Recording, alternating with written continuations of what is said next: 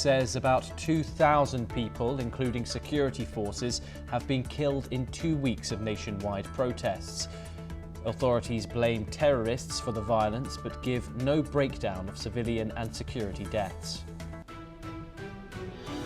Iran's foreign minister says the country is ready for any action as Trump considers possible US intervention. US officials say options include airstrikes, missiles and cyber operations to target Iran's military and command systems. President Trump says any country doing business with Tehran will face a 25% tariff on all trade with the US. China, Iran's largest trading partner, says it will respond accordingly.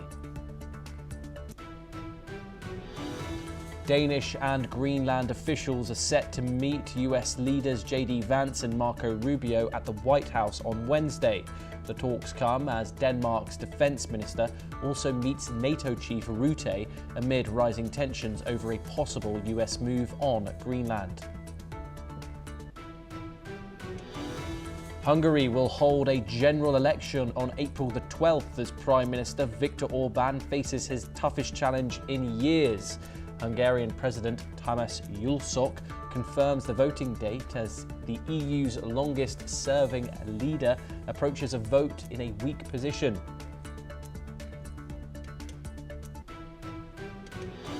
The United Nations calls for a swift, independent investigation into the fatal shooting of 37-year-old Nicole Renee Good by an ICE officer in Minneapolis. US rights officials say international law only permits deadly force as a last resort and urges transparency in the case. Taiwan says a general consensus is reached with the United States on a trade pact after months of talks. Reports say US tariffs may drop to 15% in exchange for new TSMC investment. A Russian drone attack kills at least 4 people and wounds 6 in Ukraine's northeastern city of Kharkiv. The strike comes hours after Washington accuses Moscow of a dangerous escalation as peace talks remain distant. We start with our ongoing coverage on the situation inside Iran. And Iranian defense officials have accused Israel and the United States of sending Islamic State fighters to take part in the unrest that has gripped the country since late December. Senior military leadership in Tehran has warned that security forces would not allow any foreign militants or proxies to gain a foothold in the country. Moreover, Iran's foreign minister has also defended the government's ongoing internet shutdown. He has claimed that the shutdown was imposed only after authorities confronted terrorist operations among protesters. Meanwhile, a Norway-based NGO, Iran Human Rights, has confirmed at least 648 deaths during the protests, including 9 minors. But the human rights group has cautioned that the actual toll could be far higher, with some estimates suggesting more than 6,000, though these figures have not been independently verified. Of course, now those figures have reached over 2,000, which have been confirmed by an Iranian official who has told the Reuters news agency. Now, amid rising tensions, Qatar has urged for diplomacy, noting that any military escalation between Washington and Tehran would have catastrophic consequences for the region. The White House has earlier said that US President Trump is considering airstrikes to stop further crackdowns on protesters. And in response, Iran has said that any US military or shipping targets in the region would be considered legitimate for retaliation. Okay, this comes as over 2,000 people have now been confirmed dead inside these protests, which started in the late of December. Of course, these protests have now spread throughout Iran, causing the state to react with an internet blackout lasting over 100 hours as of now. And so the media and the international media, like ourselves, are getting drip drabs of information come through Iran's wall during these protests. Of course, we've had visuals come out but very limited ones when it comes to these protests. We see images of bodies strewn through the streets of Tehran and other major cities as international actors fear that far more than 2,000 people might be dead throughout the vast country of Iran where all these protests have been taking place. But meanwhile, of course, Donald Trump mulls over military action. We know that there has been a meeting of Donald Trump's top defense officials in Washington, and Iran vows a response if Washington does indeed strike. Joining us now is Ali Mohammed Abushbak. He is a Middle East researcher. He joins us live from Cairo. Of course, Donald Trump is considering these military actions inside Iran. He hasn't been quiet about it whatsoever, but whether he follows through is another question. Iran, of course, has vowed retaliation if he is to do so. What implications could that have for the region, Ali, if Donald Trump does indeed use military force against the Iranian regime in terms of these protests? Thomas, thank you for having me. I think the situation on the ground is volatile. While Donald Trump is going through the military solution with the Iranian regime, as well as today the Israeli cabinet, they are going to meet to address the situation in Israel. The situation in the whole region we await for the decision and the meet of Donald Trump. What is he will decide. Yesterday night, he also imposed a sanction against any country has a trade relation with Iran, and situation is on the ground in Iran. More than 2,000 protesters have been killed, including also the police. So in my opinion, what is happening, this is only a word bubble from Donald Trump, as he want to riding the wave of the conflict in the area, and he want to show himself as a most hero in the area and in the world, and to make American great again. So this, in my opinion, he's not going to wage a war against Iran.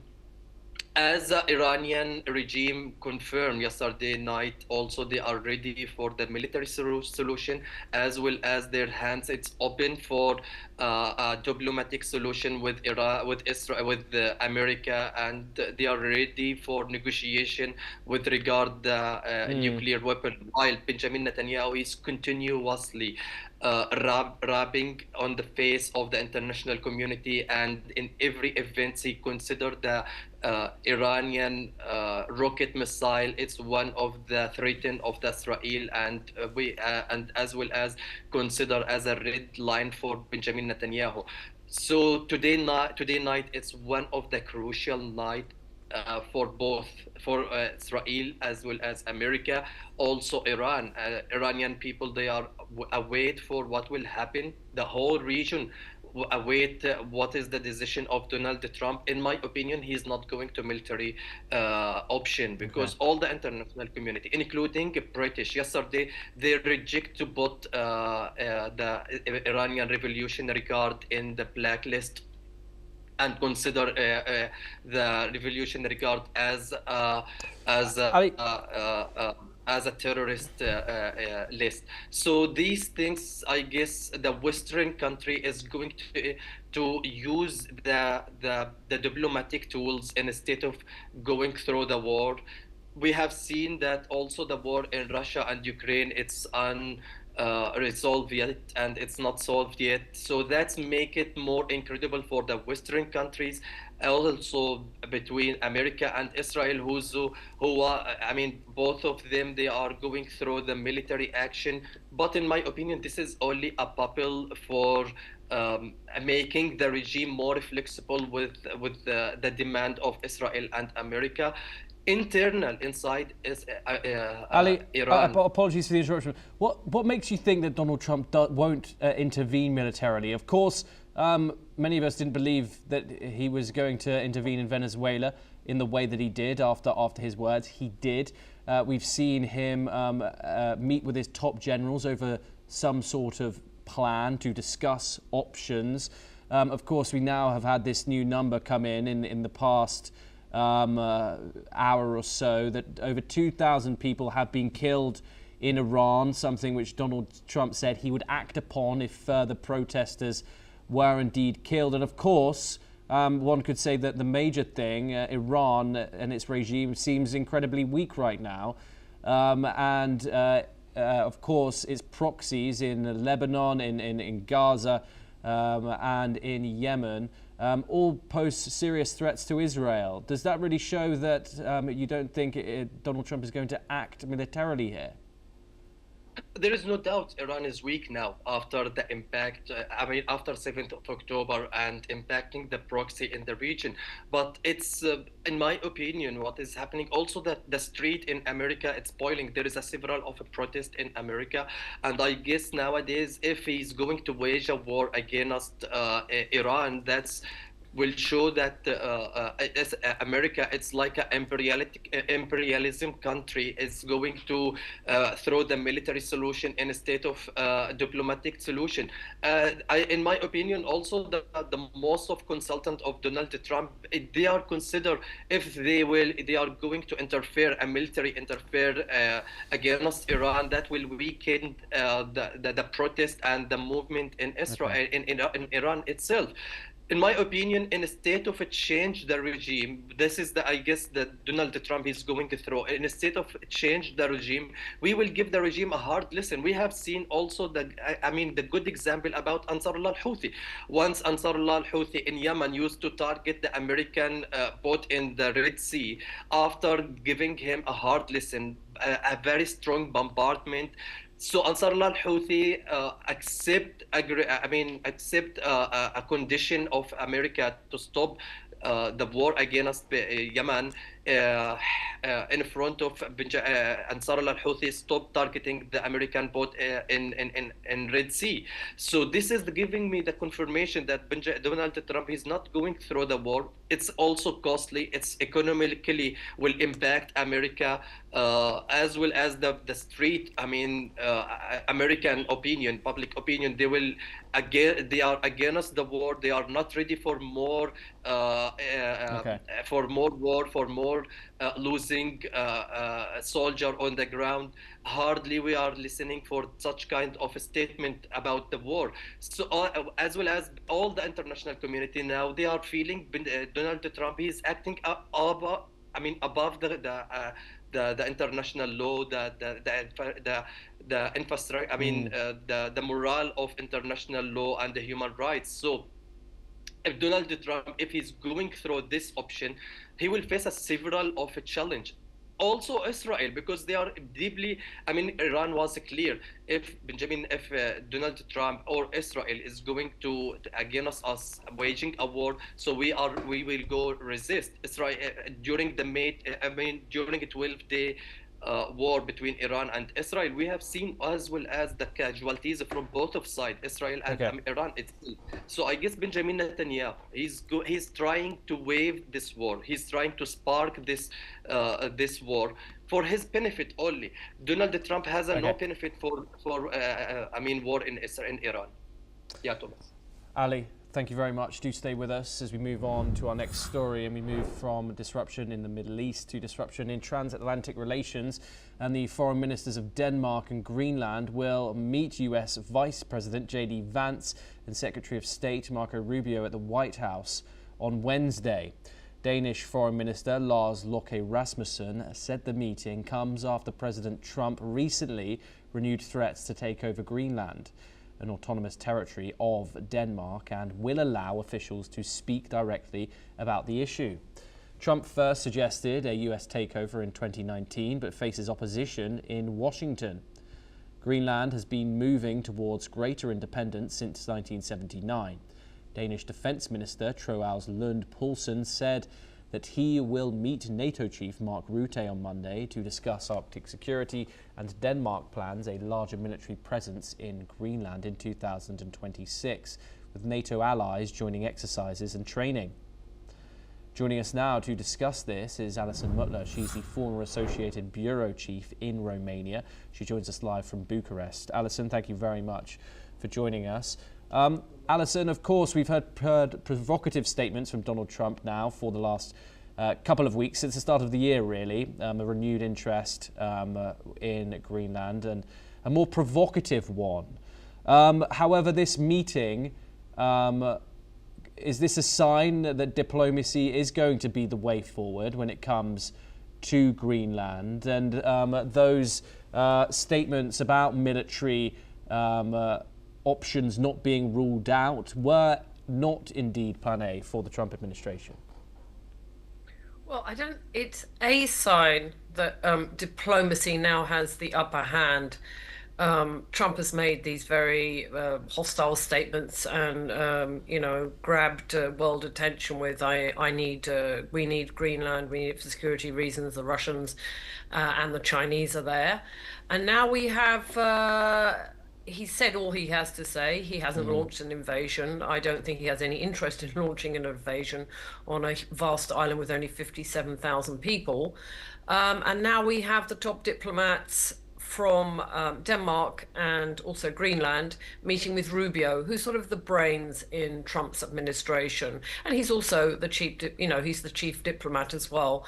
So I think that is definitely hope that there will be or could be a diplomatic resolution.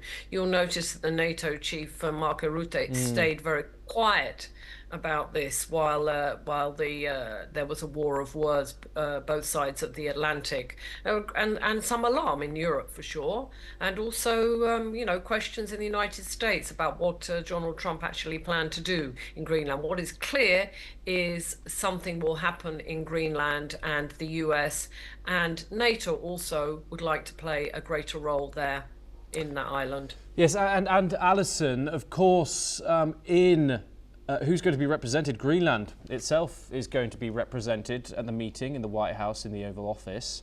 How significant is that? Well, it is. In fact, most of us didn't know the name of the Greenland Prime Minister, let alone the Foreign Minister. So that is, I actually had to double check that they do have that Greenland does have a Foreign Minister, and they do. It's a woman, I can't remember her name offhand, but it is very important. It shows that Greenland is not being left to one side because it's a small country and it will all be done over the heads between Denmark and the United States. This trilateral meeting is very important, and it does send a sign that Greenland has a position, deserves to have a position, and will have a say in its own future, whatever that will be. Yeah, and of course 85% of Greenlanders don't support the joining of the United States. Do you believe that the Greenland Foreign Minister possibly might bring that up? Oh, I'm sure she will. That will definitely be an issue. She will come with public opinion in Greenland, what it is, how it stands, if it's changed. I know, in fact, Greenlanders would like more independence, but that is not very feasible. They have, there is global warming, the island is melting, they have vast mineral resources. It is a security issue because China and Russia, while they may not be in submarines around the waters of Greenland, they are interested in it for strategic reasons, which is why the United States would like more control over the island. So yes, she will bring that up, but both sides, Denmark will also come with its position, as will the United States, and we'll see what comes out of it. I'm sure it's more diplomatic talk, but it is a step in the direction of diplomacy, this meeting tomorrow in Washington. Indeed. Alison, do stay with us as we move on to our next story and we turn back to the Middle East. And at least 3 people have died in Gaza after buildings have been damaged by Israeli attacks, and the buildings have collapsed due to strong winds and rain. According to reports, around 80% of buildings in Gaza have been damaged or destroyed by the war, as the severe weather has been putting thousands of Palestinians in imminent danger and forcing families to make hard choices, which is to remain in walled homes that could fall on them at any moment, or seek refuge in tents that offer little protection from the cold. The Gaza Health Ministry has reported that a 7-day-old baby girl and a boy aged 4 died of hypothermia, raising the number of weather-related deaths among children to 6 this winter. Meanwhile, a Palestinian has responded. Let's take a listen in. والله طول الليل واحنا مكلبشين في بعض. والله العظيم بنمنا طول الليل. وحالي ما يعلم فيه. يحلونا يا عمي. يحلوا ينقلوا المرحلة الثانية، دخيلكم ينقلوا المرحلة الثانية، جيبوا لنا كرفونات، مش قادرين احنا نعيش، وضعنا صعب وحياتنا صعبة وبيوتنا راحت، كل حالنا راح. Ali Mohammed Abushbak joins us once again to discuss this. Of course, the population of Gaza is reeling from the war. A ceasefire, of course, is ongoing. However, that doesn't stop the hostilities or the suffering of the population that live there. Tell us a little bit about the humanitarian situation on the ground. Of course, currently going through storms, rains, temperatures, freezing temperatures. What more can you tell us, Ali? Thomas, the humanitarian situation in Gaza is very miserable and it's really painful. Children are killing and dying because of this harsh winter. A civilian couldn't be survive and normally. That's because of the Israel prohibited to enter the mobility caravan and mobility houses to Gaza, as well as they are suffering from the tent. Their tent is not, help them, and it's not giving them a good shelter. This is a very painful, and I was talking to one of my friends in Gaza today, and he was saying situation is incredible. You can't imagine how the people are dying despite there is no blanket, there is no a wood to create some fire to warm themselves, as well as the humanitarian aid, it's limited. The price of grocery, the price of items, it's very expensive. It couldn't be anyone from Gaza. Ordinary civilians, the desperate civilians who flee their homes because of the war and who displace their home because of the war and because of the destruction. They couldn't secure their everyday life. The people are not eating. Probably Israel prohibited to enter the chicken and meat to Gaza up to now. They are eating a very very poor foods, and it's not it's not hygiene food for them.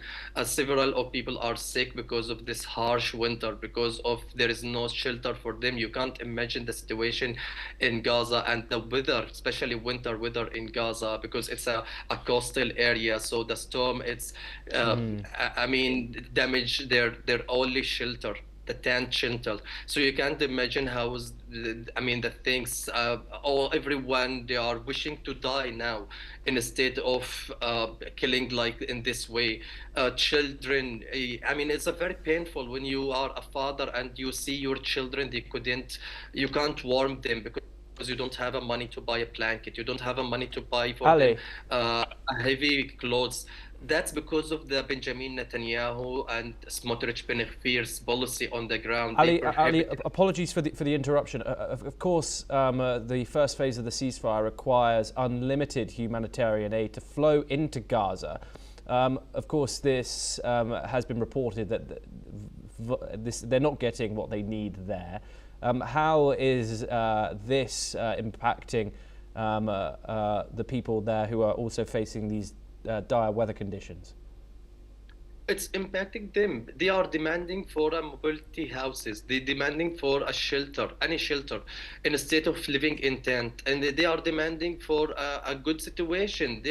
Ultimately they are human. So I guess several of people are killing. Several of collateral damage houses collapse because of the wave, because of the storm, because of the continuous raining, and there is no infrastructure. There is a several area flooded because of the continuous rain in Gaza.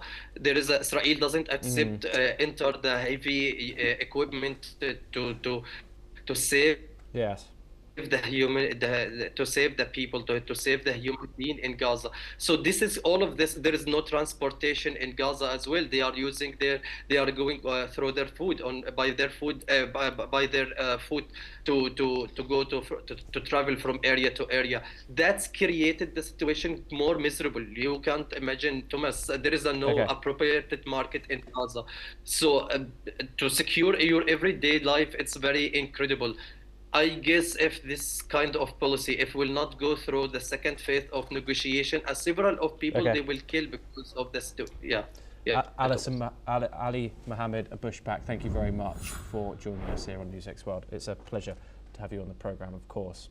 And now we move on, and the United Nations has demanded a swift and independent investigation after a federal immigration officer fatally shot a protester in the United States in the city of Minneapolis last week. 37-year-old Renee Nicole Good's killing has sparked widespread anger at the use of force in the Trump administration's immigration crackdown, sparking nationwide protests. The Trump administration has sought to paint Good as a domestic terrorist, vigorously insisting the agent who fatally shot her was acting in self-defense. This narrative is strongly disputed by local officials who say footage shows Good's vehicle turning away from the agent and did not pose a threat to his life. Protesters have demanded a full investigation into the circumstances of the deadly encounter, and Democratic officials are particularly critical of the fact that local authorities have been excluded from the investigation, which is being conducted by the FBI. The US state of Minnesota has also sued the Trump administration in an attempt to block a surge of federal immigration agents into the state.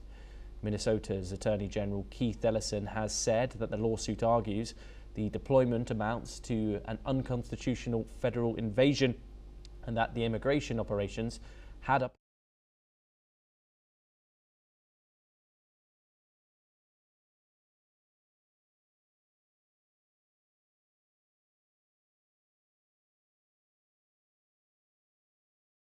significantly increase its deployment in the area.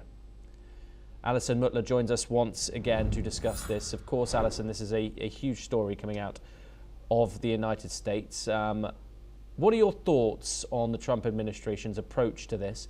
Of course, taking local authorities off the investigation and putting FBI on it, suspending their investigative powers altogether. Considering the Trump administration and Republicans in general often adhere towards the aspect of states' rights, what does this approach tell us? Well, Donald Trump's administration is playing hardball. There's no concessions whatsoever. More than that, his administration is being confrontational. They're saying this is nothing to do with you locally. This is nothing to do with you at a state level. We're sending out, our top people in, the federal in, and they will investigate it. It's excluding them. It's taking away their power, and it's trying to show, or it is showing.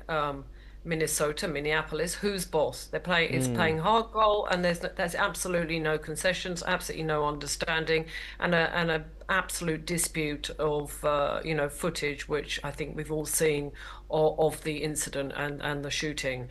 Obviously, justice has to decide what happened, but there is evidence from the area that this was not a threat to the officer's life. It's been disputed.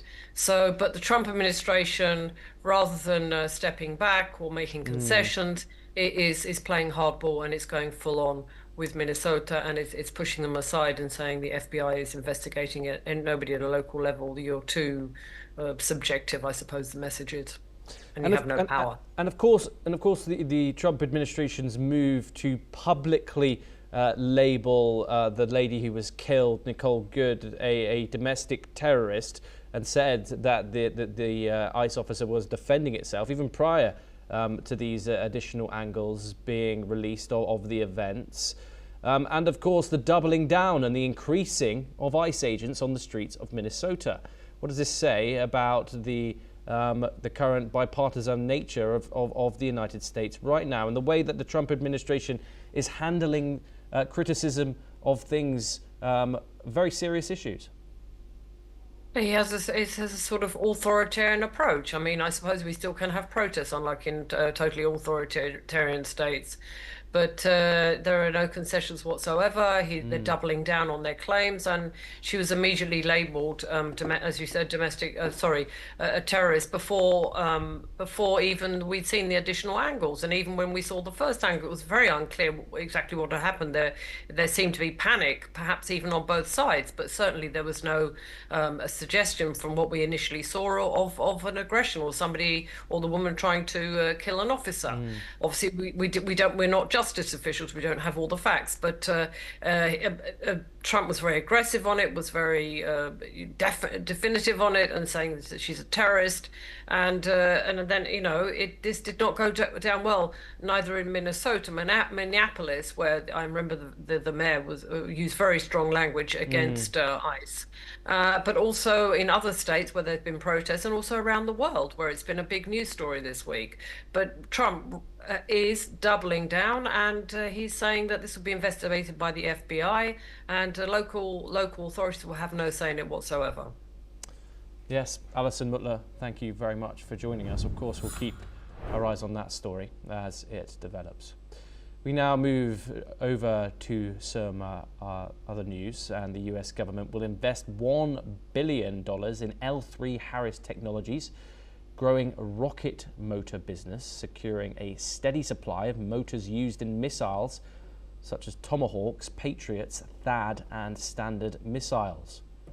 The investment comes as part of the Pentagon's new Go Direct to Supplier strategy aimed at strengthening the defense industrial base by investing directly in critical suppliers. L3 Harris will carve out its missile solutions unit into a new publicly traded company, with the government's convertible security automatically converting to equity when the IPO takes place later in 2026.